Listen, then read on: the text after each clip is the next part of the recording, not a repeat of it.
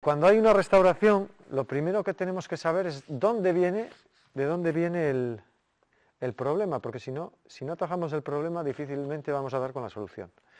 Las causas generales en la degradación de fachadas o piezas ornamentales pueden ser de 4 tipos, ¿vale? Pueden ser las causas sociales, bueno,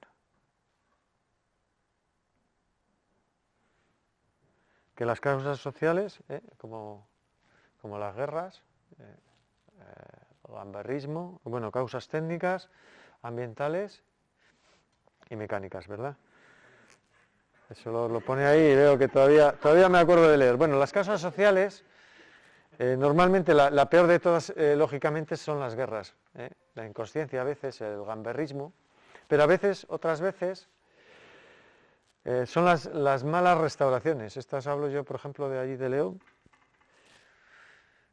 que estamos cansados de... Y mira que es una catedral que se intenta de que las restauraciones sean, pero bueno, vienen empresas y empresas, hay 2 tipos de empresas. Entonces, bueno, típico ver piedras destrozadas por las restauraciones, el chorro de arena que hace unos años estaba tan de moda, todo el mundo tenía una máquina de chorro de arena y después cogemos un sillar ahí según viene de la cantera a corte de sierra y lo ponemos ahí abajo. Eso es muy, muy común, ¿no?, en este tipo de restauraciones. Ahí veis arriba un sillar, más o menos intentaron abujardarlo, abajo 2 que le dieron con el chorro de arena y el de abajo del todo ya, ¿para qué vamos a abujardarlo si nadie se fija? Bueno, pues eso es lo que hay. Bueno. Quiere decir con eso que lo restauran mal, ¿no? Claro, este es otro...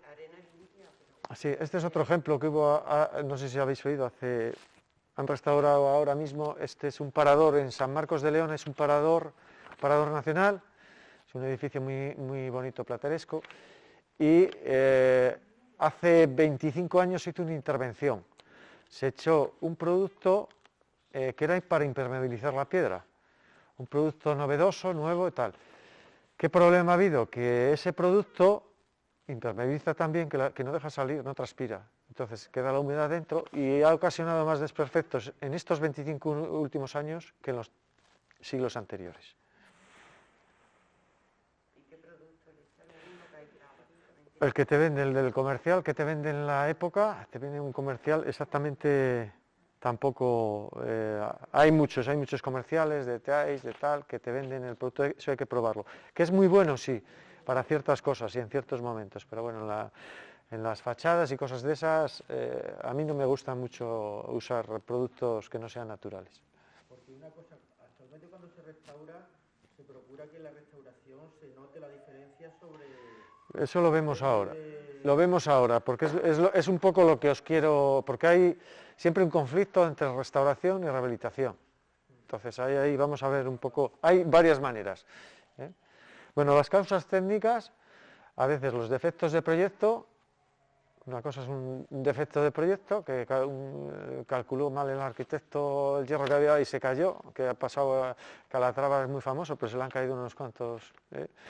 Sabéis que saca tanto tal, que igual el calculista que está con él calcula mal el hierro que hay que poner y de repente pues un saliente de una casa se cayó. Y bueno, los defectos estos son de chiste, ¿no? Que dices, joder, pues esos son muy graves. Bueno, los hay más graves, después defectos de ejecución también, ¿no? Que hay...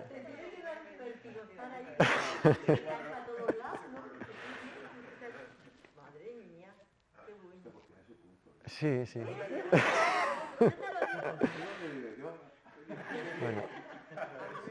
Plaza del Campo tiene las paredes, como decía el albañil, un poco así, las Sí. paredes un poco así. Bueno, en las causas ambientales están los terremotos, como en Lorca, las humedades, que el mayor problema y el 90%, por no decir más, de los problemas que se ocasionan en cualquier edificio o cualquier pieza, ¿por qué creéis que es? Humedad, el agua. El agua. De una manera o de otra crea problemas. ¿Por qué? Porque es el mayor disolvente que tenemos. Entonces, aparte de dar humedades, es el que conduce cualquier tipo de sustancia hacia esa piedra. Entonces, al final, desde los líquenes hasta productos químicos. De ahí está las químicas, el mal de la piedra, bueno, las físicas, sales solubles y las químicas. Las químicas son en contacto con ciertos ácidos, pues azufre, por ejemplo, puede crear ácido sulfúrico en contacto con el agua y acaba deteriorando. Eso se monda, eso es como una monda, queda como una cosa ahí, va saliendo como una costra, aquello, y se va cayendo, se va quedando sin volumen. ¿Eh? ¿Perdón? Sí, sí, el mal de la piedra. Eso sobre todo, por eso estos edificios con los gases sulfurosos de los coches, en contacto con la lluvia lo que creaba era ácido sulfúrico, entonces eso sí que atacaba. Por eso se ha quitado el tráfico rodado de edificios así importantes, se procura que cada vez esté más al exterior. A ver, otras son las causas biológicas, con los microorganismos, desde los microorganismos, líquenes, etcétera, hasta, bueno, que eso, si no se ataja a tiempo, va a crear una vegetación, esas raíces entran por cualquier lado y acaban reventando la pieza. Esto sería lo que os decía antes, las costras, las disgregaciones de todos esos ácidos, esas sales que transportan los aguas. Las acciones mecánicas, como los terremotos, asentamientos, bueno, los asentamientos que son en obra nueva bastante comunes, además por la velocidad que se construye, pues es normal la casa que no tenga 3 o 4 rajas.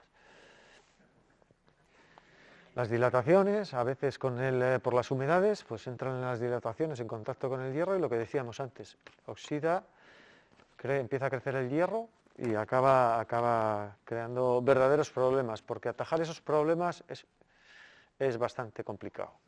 Tenemos que eliminar todo ese hierro, o curarlo. Ahora hay unos agentes reconvertidores de óxido y demás, pero bueno, es bastante complejo y bastante caro. Y bueno, y dentro de lo que lo que me comentabas antes, hay 3 tipos de teorías que dicen en restauración. Una es la teoría historicista, que es por ejemplo la de la Catedral de León, que esa teoría lo que trata es de hacer una restauración siendo fiel a cuando se construyó ese edificio, con los mismos materiales si se puede, y si no, si hay alguna incompatibilidad, por ejemplo con lo del hierro, pues eso, intentar cambiarlo. Esta teoría fue una corriente allí en León, porque esta teoría viene de un arquitecto francés, Viollet-le-Duc, que trajo una corriente a Europa de que había que dejar todos estos edificios exentos en el siglo XIX y tal. Y Juan de Madrazo, que fue el que nos fue a León, fue un arquitecto que nos fue a León, era muy amigo de él y un fiel seguidor, y siguió esta corriente.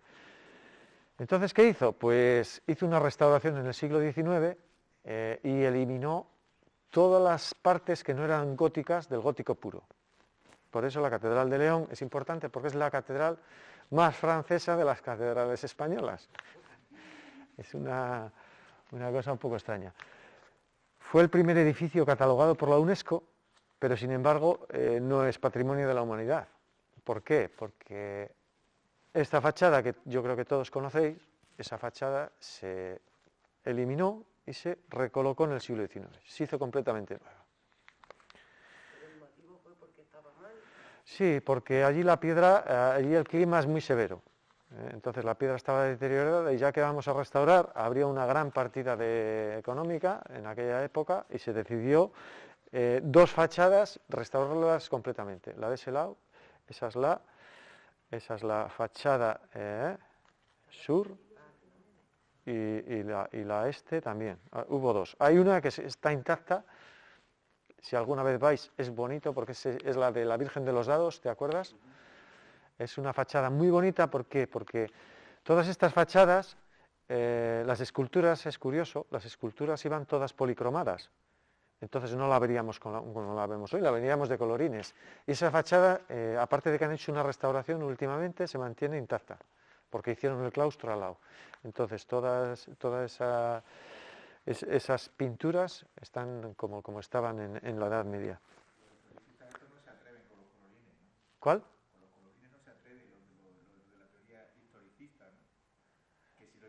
No. Quieren hacerlo, ¿eh? Está en proyecto. Lo que pasa que va a ser ahora mismo lo están estudiando de pintarlo. No sé si se llegará a... Pero sí, están con ello, ¿eh? Además hay una restauración ahora de 24 figuras que llevamos unos años que no acaban de arrancar porque, bueno, ya sabéis. Sí, hay restos, sí.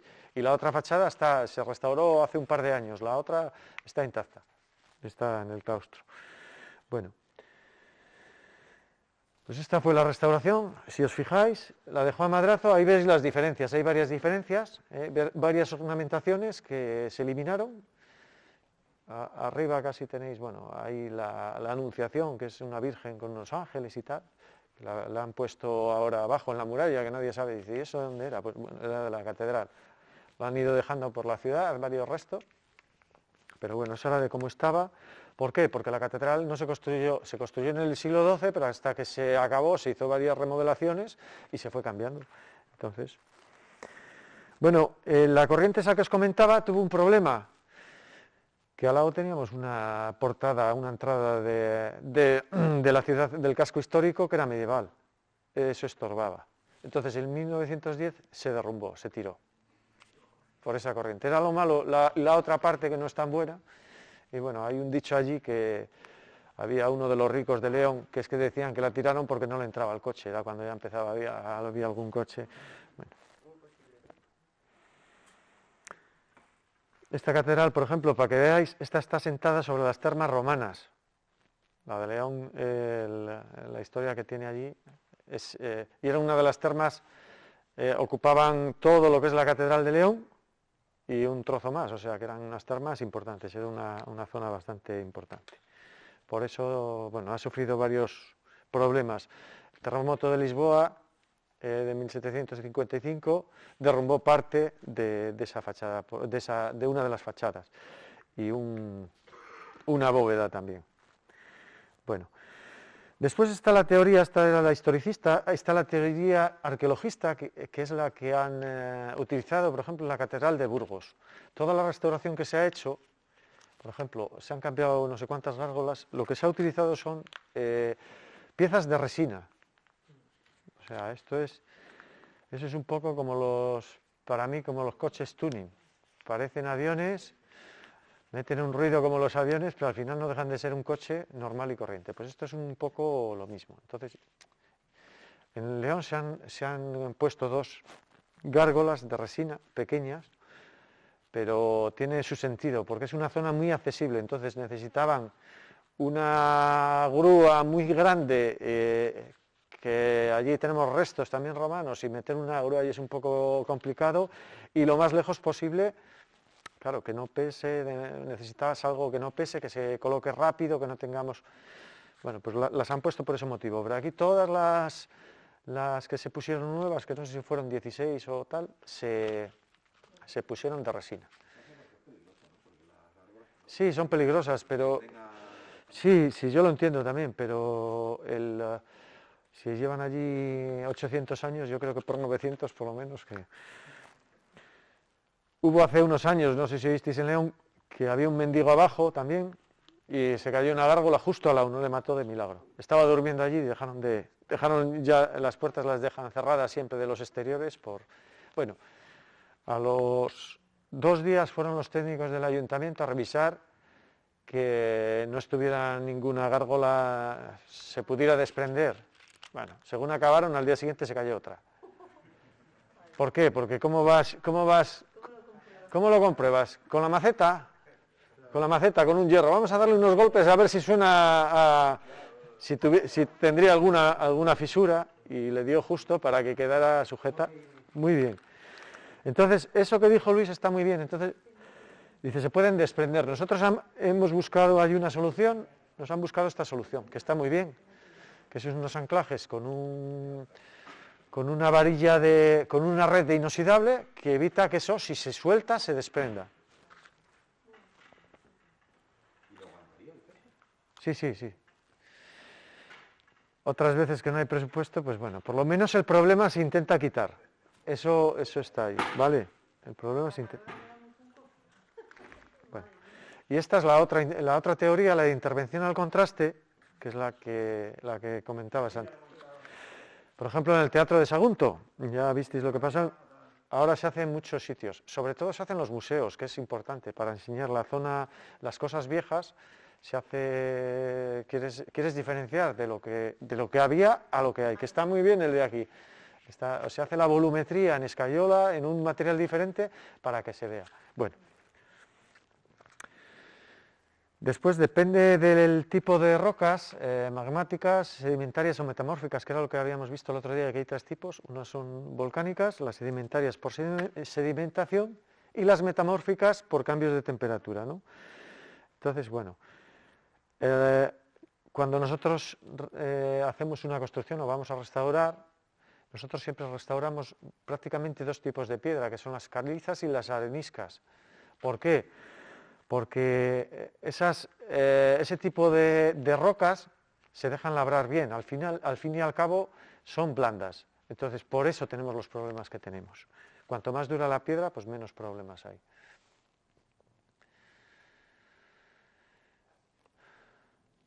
Cuando tenemos dos piedras, por ejemplo, una arenisca y unas calizas juntas, hay que tener cuidado. Bueno, aquí tenéis ahí un poco, si tiene sílice pueden tener incompatibilidades con las calcáreas. Entonces nos pueden ocasionar un problema porque hay dos piedras diferentes. A veces ocasionan problemas con las humedades, etcétera. Bueno, lo que veíamos el otro día, la dirección de la estratificación, siempre comprobar en una restauración que a veces pues se desprende. ¿Por qué se desprende aquello? Bueno, porque esa piedra cuando la colocaron pues no está bien. Normalmente están bien, pero bueno, una comprobación. Eliminación, típico, eliminación de las grapas de hierro. Aquí abajo las veis, pues tenemos miedo. Ese es un arco que parece que es un arco que tenemos ahí, se llama arco pinjante, que parece que le falta una columna en el medio. No, ese arco es así, pero los que estuvieron allí vio que aquello se movía un poco, dice, esto se nos va a caer, ha quitado la columna del medio, se nos va a caer, vamos a meter una grapa.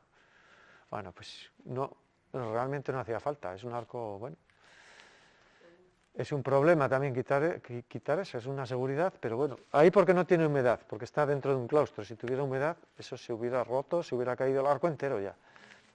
Y a veces que no queremos que se vean esas cosas, las pintamos del color de la piedra y pasa desapercibido.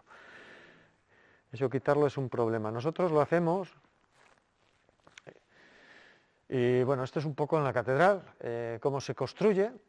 Veis que lo que se elimina son todas las grapas de hierro o de bronce. Bronce sabemos que hay grapas de bronce, ¿por qué? Porque suelen hacer esos pequeños agujeros, el bronce se oxida más lentamente, pero crea un líquido y tal que va rompiendo la piedra, entonces tiene una salida, va erosionando, va rompiendo y sabemos que cuando ocurre esto tenemos que desmontar esa parte, sacar el bronce, meter inoxidable, y nosotros utilizamos una técnica que es la de plomo fundido, lo mismo que veíais antes, fundimos plomo, en otros países está prohibido, en Francia, por ejemplo, el plomo por el tema del saturnismo,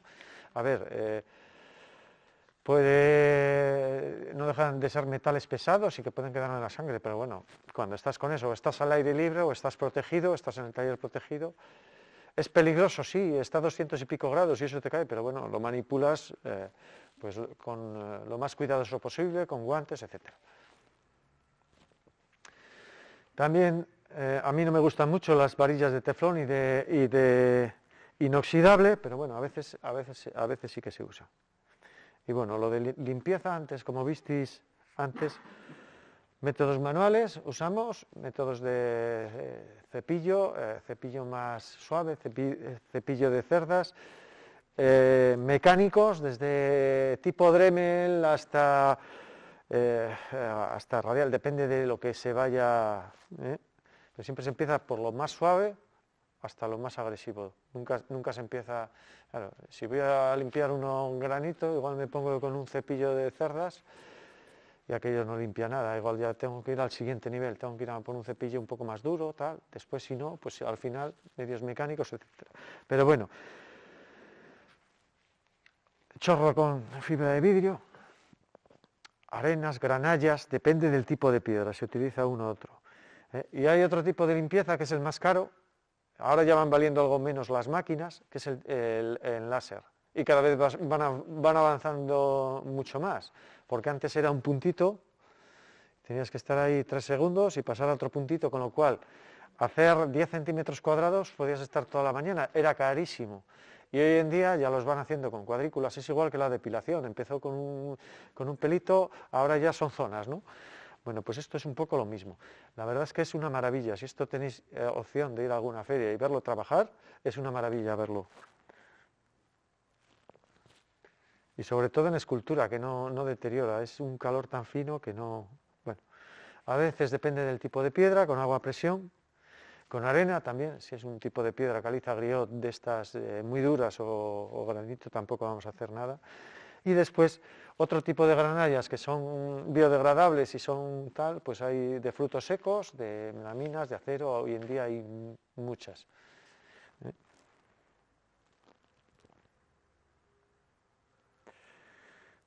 Bueno, lo de las uniones que ya vimos antes, aceros inoxidables, con resina también.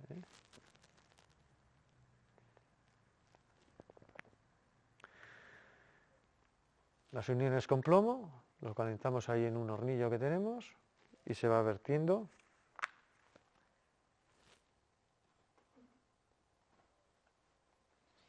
Y a veces, lo que veíamos de los morteros de restauración, pues hay que restaurar pues con un tipo de mortero. Y bueno, Cuando hacemos los morteros, lo que veíamos antes es que se hace una muestra de colores. Tenemos que hacer muchas pruebas. Yo hago un botecito con 100 gramos, por ejemplo, de ese producto, y yo necesito un poquito, no necesito los 100 gramos, pero con esos 100 gramos voy cogiendo, digo, bueno, pues me parece que ese color le falta un poco de ocre, bueno, pues cojo un poco, le echo un poco de ocre, y voy anotando, siempre voy anotando lo que voy haciendo, porque si no, no me vale para nada. Necesito saber 2 vasitos, por ejemplo, del mortero, un vaso o una medida pequeña, una cazoletina de esto y otro del otro. Vamos anotando, porque si no, no tiene sentido, los vamos numerando. Y al día siguiente, pues ya comprobamos un poco si hemos conseguido lo que queremos o no. ¿Es importante? Sí, porque esto nos va a ahorrar muchísimos dolores de cabeza y esto va a ser muy rápido. Después ir allí, decir, oye, pues yo ya sé que la mezcla es esta, voy para allá y lo hago. Esto es lo que nos encontramos habitualmente, ¿eh? En vez de meter un mortero de restauración, te encuentras, pues eso, cemento que lo hizo. Ha pasado los años y la verdad es que no se nota mucho, pero bueno, nosotros sí que lo vemos.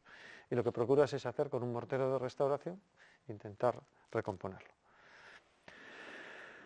Nosotros lo que solemos echar para crear, ya os decía el otro día que cuando trabajáis una piedra, ella misma, el carbonato cálcico hace que esa parte quede más dura, que quede entre menos la humedad. Pero lo que usamos nosotros a veces para acelerar ese proceso es darle un agua de cal. Damos cursos de cal y estuco también, entonces teníamos una calera y el agua de una cal que lleva apagándose 30 años, pues es muy buena para eso. Y lo que hacemos a veces es, cuando has dado morteros, ya está todo restaurado, echamos un poco de colorante, una pistola y te queda todo homogéneo. Y bueno, fluorsilicatos, también silicatos, utilizamos productos, yo qué sé, el más conocido es el silicato de etilo, también el fluorsilicato de magnesio, de zinc, de sodio, pero el que más se usa para todo es el silicato de etilo. Vamos a ver.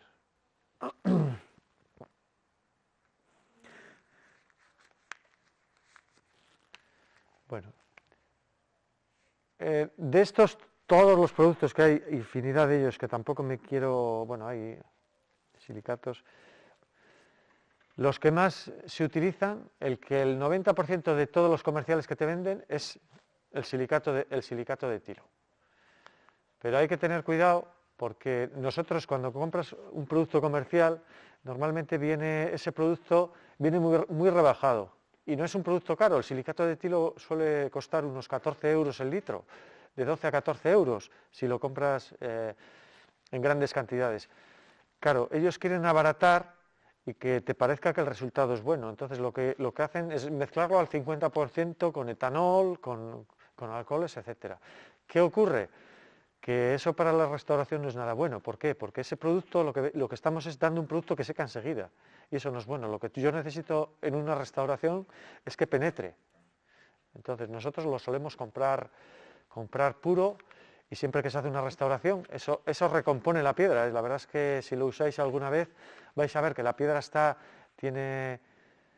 disgregada, está toda comida, la sumerges en eso y al día siguiente eso está duro, es como que se hubiera recompuesto aquello. ¿Y estos productos son fungicidas y tal? ¿Se comen los bichos, los hongos? Claro, hay que tener cuidado con eso, sí, hay algunos que comen... Hay productos específicos para esos, sí que los venden. Yo ahora mismo el producto químico es igual que los anticarcomas y estos, tienen unas bases. Yo de esos ahora mismo no sé la base cuál es, pero sí que los hay. Y es mejor ir a la base que ir a un comercial, porque a veces intentan abaratar con esas cosas. También que sepáis, nosotros alguna vez hemos utilizado antigrafitis. Mira, esto era lo que decíamos, lo que os comentaba, una escultura que hicieron del hálito de Durruti, que era como un huevo dentro, con unas cosas y tal. Y como sabíamos que cada poco nos iban a estar dando brochazas, pues le dimos un producto antigrafiti que la verdad es que funciona muy bien, porque dan la pintura, vas al día siguiente con la Karcher y queda impecable aquello. Entonces, hasta que se cansaron. Pero bueno, esto nos lo encontramos bastante. Monumentos por ahí, pues desgraciadamente, antipalomas, sistemas antipalomas. Aquí lo que he visto que hay muchos estorninos. Me ha parecido, ¿no? Son estorninos, sí. Allí tenemos muchos problemas con las palomas. La palma turca esa del buque y la otra. Sí. Bueno, y la normal, sí. Pues bueno, La turca y la paloma. ahí están estos pinchitos que la verdad es que no valen para mucho, porque los ponemos y siguen allí anidando. Ahí tenemos otro problema muy grave que son las palomas.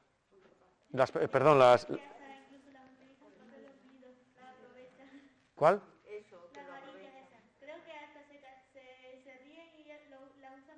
Eso es, sí. Nosotros tenemos problemas no con las palomas, sí, pero con las cigüeñas. Las cigüeñas, porque las cigüeñas, cada nido que tienen puede llegar a pesar 300 kilos. Y además les gusta hacerlas en el sitio más alto. El sitio más alto del casco antiguo pues es la catedral.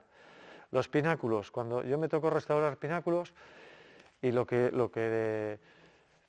decías es que empezamos poniendo 4 varillas de inoxidable, que quedaba muy bonito, no se veía desde abajo, 4 varillas de inoxidable, y claro, iban las cigüeñas y no se posaban, pero empezaban a tirar palos hasta que se cruzaban 2.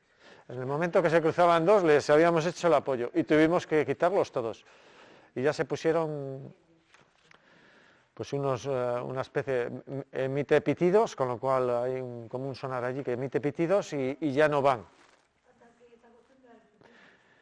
Sí, sí.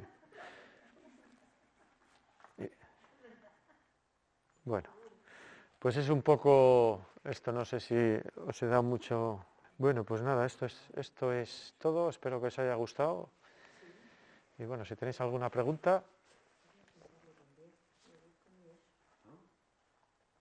¿Está todo claro? A restaurar. Gracias.